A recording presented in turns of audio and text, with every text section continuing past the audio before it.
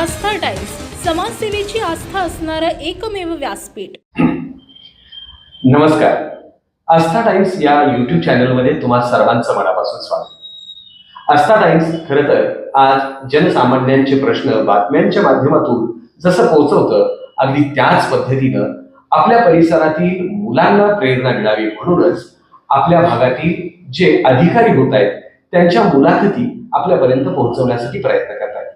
खरं तर या मुलाखतीतून बालमुलांनी किंवा लहान मुलांनी प्रेरणा घ्यावी हीच अपेक्षा आस्था टाइम्सची. आज या सदरामध्ये आपल्या सौम्यत आहे अनुराधा भानुदास गावडे. ही खरं तर आपल्या फलटण तालुक्यातीलच राजुरी या गावची. अनुराधाची तशी कौटुंबिक पार्श्वभूमी अतिशय गरीब. वडील शेती करतात, आई त्यांना मदत करते. दोघेही अगदी 12वी 9वी एवढंच शिक्षण झालं, तरी देखील तिने अधिकारी होण्याचं स्वप्न पाहिलं आणि ते पूर्ण करण्यासाठी तिने प्रयत्न केले. हे प्रयत्न नक्की काय केले आणि तिने जी कृषी उपसंचालक ही पदवी मिळाली किंवा हा जो यश तिला मिळालं, हे यश नक्की कसं मिळालं, हा सर्व प्रवास आपण या मुलाखतीच्या निमित्तानं जाणून घेणार आहोत. अनुराधा, तुझं मनापासून स्वागत. सुरुवातीला तुझं मनापासून अभिनंदन, कारण तू कृषी उपसंचालक म्हणून काही दिवसात रुजू होणार आहेस. तर मला सुरुवातीला आवर्जून तुला विचारावंसं वाटतं की खरं तर या कौटुंबिक पार्श्वभूमी कशी आहे आणि त्यातून हा प्रवास कसा सुरू केला? माझी कौटुंबिक पार्श्वभूमी जर बघायला गेलं तर आई वडील माझी शेती करतात. आई गृहिणी आहे, त्यासोबतच ती वडिलांना शेतीतही मदत करत असते. आई वडिलांचं जेमतेम शिक्षण झालेलं आहे. आईचं 9वी, वडिलांचं 12वी झालेलं आहे. आई वडिलांना पहिल्यापासूनच मुलांनी खूप शिकावं अशी इच्छा होती. तिथूनच खरी सुरुवात. तिथूनच खरी सुरुवात. प्राथमिक शिक्षण आणि माध्यमिक शिक्षण कुठं झालं? प्राथमिक शिक्षण इयत्ता 6वी पर्यंत मी मामाच्या गावी होते, जावली या ठिकाणी. इयत्ता 7वीला मी आई वडिलांकडे गेली राजुरीला. आणि त्याच्यानंतर जो माझा प्रवास सुरू झाला, त्यानंतर माध्यमिक शिक्षण मुदुजा हायस्कूल अँड ज्युनियर कॉलेज इयत्ता 12वी पर्यंत. डिग्रीचं शिक्षण राजश्री छत्रपती शाहू महाराज कृषी महाविद्यालय कोल्हापूर या ठिकाणी. आणि नंतर पोस्ट ग्रॅज्युएशन माझं महात्मा फुले कृषी विद्यापीठ राहुरी या ठिकाणी झालं. तसं पाहिलं तर आपण कोणतंही म्हणजे जी पदवी मिळवतो किंवा जी शिक्षण घेतो किंवा नोकरी मिळवण्याचा प्रयत्न करतो, त्याच्या पाठीमागे कोणाचा तरी हात असतो किंवा कोणाचं तरी सांगणं असतं की तू हे कर. मग तू कृषी उपसंचालक किंवा कृषी विभागात यावं असं कधी वाटलं आणि कोणामुळे तू आलीस? कृषी विभागात यावं असं लहानपणापासून वाटलं असं काही नव्हतं. फक्त लहानपणी इयत्ता 6वी मध्ये किंवा असताना आपल्याला धडे असतात बालभारतीचे वगैरे, त्या धड्यांमध्ये वाचलेले की एक मुलगी कलेक्टर होते, मोठ्या पदावरती जाते, गावात मिरवणूक वगैरे निघते. मग त्यावेळेस असं वाटलेलं की आपल्यालाही या मुलीप्रमाणे अधिकारी व्हायचंय. आणि नेमकं कोणता अधिकारी व्हायचंय, काही कसं जायचं किंवा काही याची कल्पनाच नव्हती कधी, पण काहीतरी व्हायचंय. मग तिथून पुढे मी इयत्ता 6वी पर्यंत आजोबांच्या घरी होते. तिथे असतानाच आजोबांनी मला खूप प्रेरणा दिली की तुला अधिकारी व्हायचंय म्हणून. त्यांनी पाहिलेलं असेल कदाचित मोठे मोठे अधिकारी, त्यामुळे त्यांनी त्यांच्यामध्ये मला पाहिलं आणि त्या पद्धतीने मला सांगत गेले. तिथून पुढे खरं पर्टिक्युलरली अधिकारी व्हायचा असा काही माझा प्रवास नव्हता. फक्त एक 10वीला चांगले मार्क्स मिळवणं, 12वीला चांगली मार्क्स मिळवलं, 12वी नंतर गव्हर्नमेंट कॉलेजला जाणं, ह्या काही छोट्या छोट्या स्टेप्स मी घेत गेले. आणि कुठलीही सक्सेस असेल किंवा यश असेल, या छोट्या छोट्या पायऱ्यांनीच भेटत जातं. आणि मग या पद्धतीने माझा प्रवास झाला. मग तू एमपीएससीची किंवा युपीएससीची म्हणूयात आपण, हिची तयारी कधीपासून सुरू केली होती? तयारी इयत्ता 12वीत असताना मी ठरवलं की BSc ऍग्रिकल्चर मला मी डिग्रीला ऍडमिशन घेणार म्हणून. तसं बरेच जण मला म्हणायचे की तुला जर BSc ऍग्रीला घ्यायचं होतं तर मग तू 11वी आणि 12वीला एक ऍग्रीचं सब्जेक्ट तू ठेवायला पाहिजे होतं. पण मी 11वी 12वीला माझं दोन्ही ग्रुप होते, मॅथ्स आणि बायोलॉजी दोन्ही पण होते. मी असं काही पहिल्यांदाच ठरवलं नव्हतं BSc ऍग्रीला घ्यायचं, पण 12वीत असं मला वाटलं की मी तिथं BSc ऍग्रीला घेतलं पाहिजे ऍडमिशन. कारण बऱ्याच गोष्टी कळत जातात आपल्याला त्या स्टेजला आल्यानंतर. त्यावेळेस मला कळत गेलं की BSc ऍग्रीला कॉम्पिटेटिव्हचं चांगलं वातावरण आहे. मुलं तिथून BSc ऍग्री करून पुढे जाणारी मुलं खूप आहेत सरकारी नोकऱ्यांमध्ये. आणि जे कॉलेजेस आहेत BSc ऍग्रीची, तिथंही जे शिक्षक असतील किंवा स्टुडंट लेवलला जी आहे कॉम्पिटेटिव्हची चांगली प्रिपरेशन करून घेतली आपले जाते. सिनियर्स हा, सिनियर्स. ओके. मग सिनियरच्या थ्रू चांगलं गायडन्स भेटतं आणि म्हणून मी 12वी नंतर ठरवलं की बीएससी ऍग्रीला जायचं. मग बीएससी ऍग्रीला गेल्यानंतर मग तिथं चांगला अभ्यास करणं आणि पाहतच होतं जे काही सिनियर होते पुढे पास आउट झालेले त्यांना चांगल्या चांगल्या पोस्ट भेटत होत्या. ते फ्रिक्वेंटली आम्हाला व्हिजिट करत होते, आम्हाला गायडन्स देत होते. मग त्यांना त्यांच्यामध्ये कुठेतरी आम्हाला पाहत होतो आणि मग तिथूनच खरं प्रेरणा भेटत गेली, अभ्यास करत गेलो. तुझं बीएससीचं ज्यावेळेस तू अभ्यास करत होती अगदी त्याच वेळेस तू अधिकारी व्हायचं किंवा त्यासाठीची तयारी चालू केली, मग तुझा रेग्युलर अभ्यास आणि कॉम्पिटेटिव्ह अभ्यास याचं नियोजन तू कशी करत होतीस किंवा त्याचं शेड्यूल कसं असायचं? आता कृषी विभागात जायचं म्हटल्यानंतर कृषीचा बराचसा पार्ट हा सिलेबसमध्ये असणार हे मला माहित होतं. त्याच्यामुळे मी फोकस माझा असा असायचा की बीएससी ऍग्रीचं जे नॉलेज आहे ते मला पूर्णपणे मिळालं पाहिजे. जे काही बेसिक कन्सेप्ट होते ते सगळे क्लिअर करून घ्यायचे. कुठलाही क्लास बंक न करणे किंवा सगळे प्रॅक्टिकल्स मन लावून करणे. आणि इव्हन जे कॉलेजमध्ये पण मी फर्स्ट सेकंड असे रँकला असायचे, कारण त्याची मला मुळातच खूप आवड होती आणि पुढेही तेच करायचं होतं. म्हणून तिथून खरं आणि सोबतच जे जनरल नॉलेज होतं किंवा स्टेट बोर्डचे बुक वाचणं, जे काही एमपीएससीचं आपण बेसिक म्हणतो ते करणं सुरू होतं. ते तसं करतच तू पुढे गेली. मग एमएससी राहुरीला करावं किंवा त्याच वेळेस पूर्ण वेळ स्पर्धा परीक्षा कराव्या असं वाटलं असेल, कारण तिथे बऱ्याच विद्यार्थ्यांची द्विधा मनस्थिती होती. कारण पोस्ट ग्रॅज्युएशन करायचं की कॉम्पिटेटिव्हला वेळ द्यायचं अशी द्विधा मनस्थिती झाली नाही का त्यावेळेस तुझी? द्विधा मनस्थिती झाली नाही, कारण ज्यावेळेस मी बीएससी ऍग्रीच्या लास्ट इयरला होते त्यावेळेस ऍड पण सुरू होते ऍग्रीच्या येणं किंवा काय.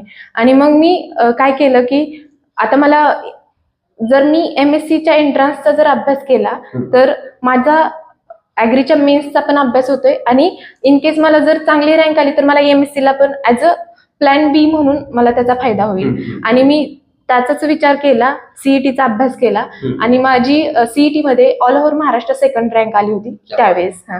मग त्याच्यानंतर एमएससीला ऍडमिशन घेतलं. आता झालं त्यावेळेस असं की 2019ला मी एमएससीला ऍडमिशन घेतलं आणि त्यावेळेसच नेमकं कोविडची परिस्थिती होती. कोविडची परिस्थिती असल्यामुळे काय झालं की बरेचशा ज्या आमच्या गोष्टी आहेत एमएससीच्या त्या ऑनलाईन झाल्या. त्याच्यामुळं फुल टाइम मला कॉलेज करावं लागलं नाही आणि माझा जो वेळ आहे तो मी इकडे डायव्हर्ट केला कॉम्पिटेटिव्हकडे. त्याच्यामुळं द्विधा मनस्थिती असं माझ्या बाबतीत काही घडलं नाही. आता तसं पाहिलं तर अनेक मुलं महाराष्ट्रातून कॉम्पिटेटिव्ह साठी प्रयत्न करत असतात, त्यातून मोजक्या मुलांना यश मिळत असतं. खरं तर या मुलांनी कॉम्पिटेटिव्हची तयारी करत असताना काय प्रिपरेशन केली पाहिजे किंवा कशा पद्धतीने तयारी केली पाहिजे असं तुला वाटतं? आता कॉम्पिटिशन तर भरपूर आहेच. मला वाटतं की माणसाने आयुष्यातली जी महत्वाची 4-5 वर्ष असतात ना ते फुल टाइम आपलं जे ध्येय आहे ते गाठण्याकडे.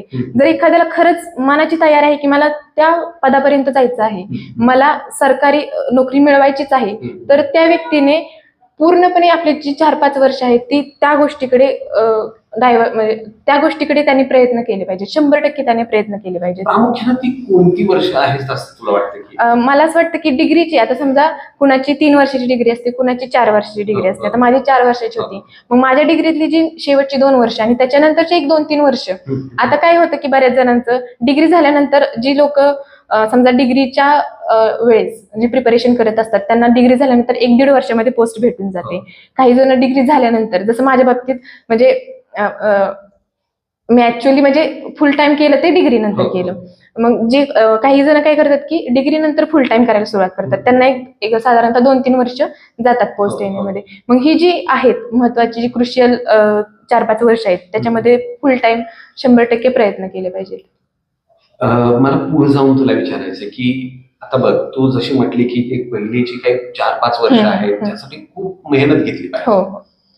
या दरम्यान यश आणि अपयश या दरम्यान येत राहतात, त्यावेळेस मुलांनी मानसिकता कशी जपली पाहिजे? कारण यश अपयश पचवणं हे तितकंच महत्वाचं असतं. त्याबद्दल तुझे अनुभव काय आहेत? किती वेळा तुला यश अपयश आलं किंवा त्यासाठी अनुभव कसे आहेत तुझे? अपयशाचं म्हणायला गेलं तर मला जे पाहिजे होतं ते मी मिळवत गेले. मी एंट्रन्सची तयारी करत होते. माझं असं कधीच नव्हतं की मला एवढी रँक आणायची. मला फक्त माझं एम होतं की मला राहुरीमध्ये ऍडमिशन पाहिजे. आणि मी खूप खूप प्रयत्न केले. म्हणजे सकाळी उठल्यापासून मी 5 वाजता उठायचे.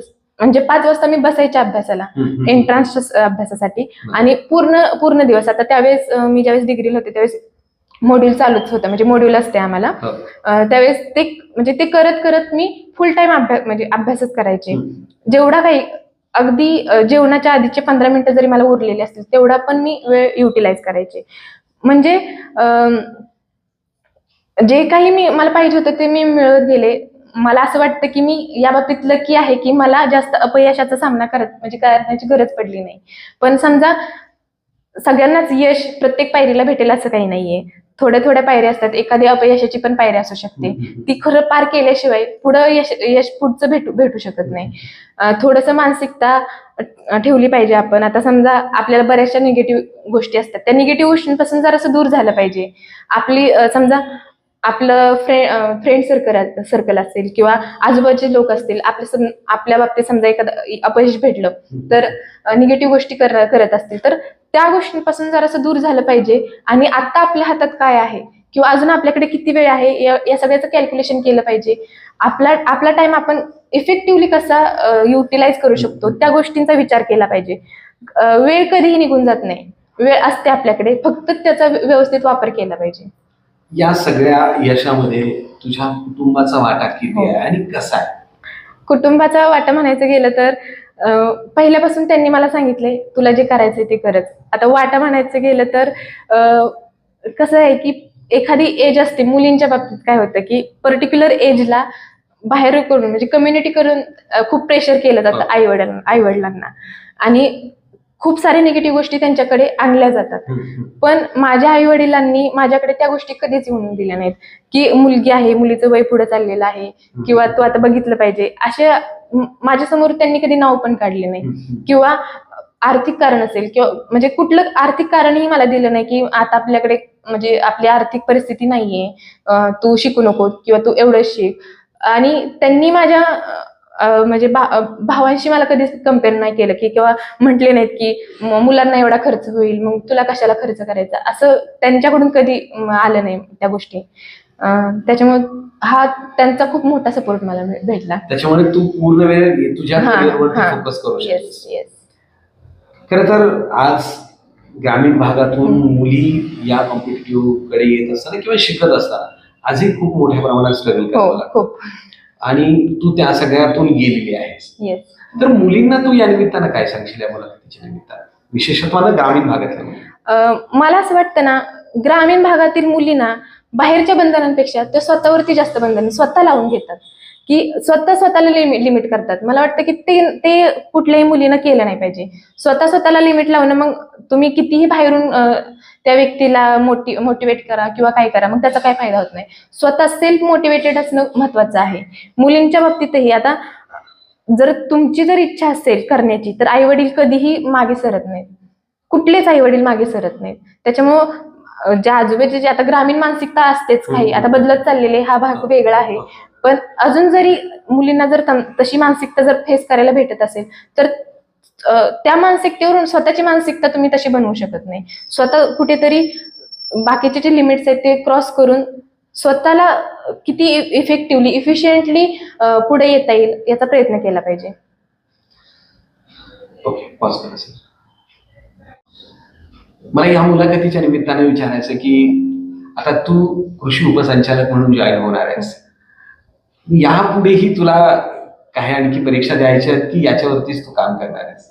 माझं स्वप्न होतं की कृषी विभागातच खूप मोठं काहीतरी करायचं आणि क्लास 1 व्हायचं, आणि मी ती झाले. मला वाटत नाही की यापुढे मला असं काही करायचंय. मला आता जे काही पद आहे, जे मला काही भेटेल त्याच्या जबाबदाऱ्या व्यवस्थित पूर्ण करणं हेच माझं उद्देश राहील. खरं तर तुला असं एक पोस्ट मिळाली जी शेतकऱ्यांची सेवा करण्याची पोस्ट आहे असं मी म्हणेन. कारण आपला महाराष्ट्र खरं तर हा सगळा वेगवेगळ्या प्रांतामध्ये जरी विखरला असं वेगवेगळ्या प्रकारची शेती या ठिकाणी केली जाते. आणि या शेतकऱ्यांना खऱ्या अर्थाने प्रेरणा देण्याची किंवा त्यांची सेवा करण्याची संधी तुला या पोस्टच्या माध्यमातून मिळते. तुला खूप साऱ्या शुभेच्छा. तुझ्या हातून या सर्व शेतकऱ्यांची अशी सेवा घडावी याच सदिच्छा. धन्यवाद. थँक्यू. आमच्या नवीन नवीन बातम्या पाहण्यासाठी आजच आमच्या आस्था टाइम्स न्यूज चॅनलला यूट्यूबवर सबस्क्राईब करा आणि बेल आयकॉन प्रेस करा.